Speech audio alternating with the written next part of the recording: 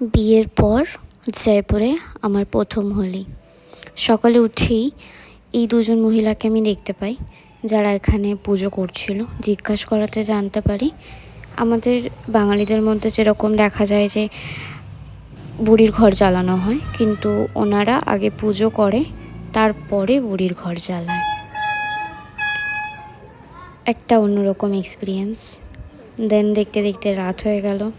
তারপরে এখানে দেখতেই পাচ্ছ সবাই বুড়ির ঘরটাকে আরও ভালোভাবে সাজিয়ে নিচ্ছে।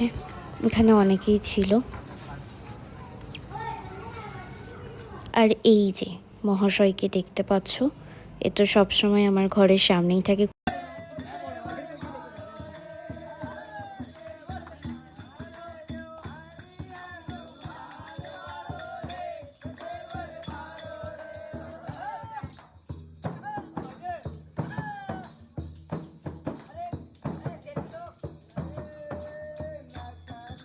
সবার সাথে সাথে ঘন্টুও কিন্তু আমাদের সাথে খুবই মজা করছিল সেই দিন।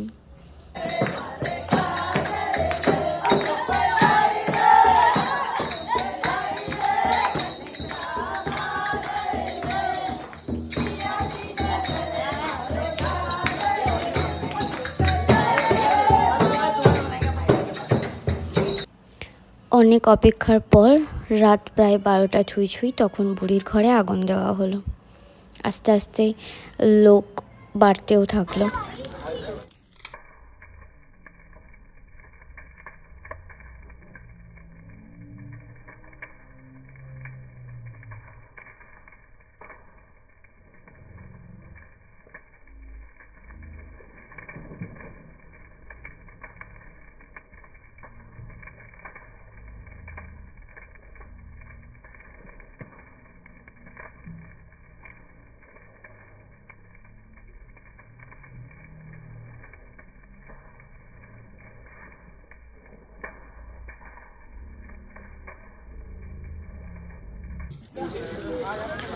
এগুলো দেখতে দেখতে একটা অদ্ভুত জিনিস চোখে পড়লো। সবার কাছে একটা করে কাঁচা গাছ। সবাই বুড়ির ঘরের আগুন থেকে সেই গাছটাকে আগুন ধরিয়ে যে যার ঘরে নিয়ে যাচ্ছে।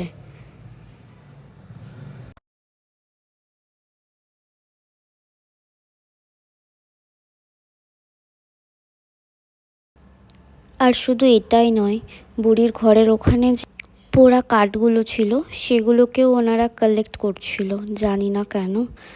ওটা আই থিঙ্ক ওনাদের কোনো রিচুয়ালের মধ্যে পড়ে।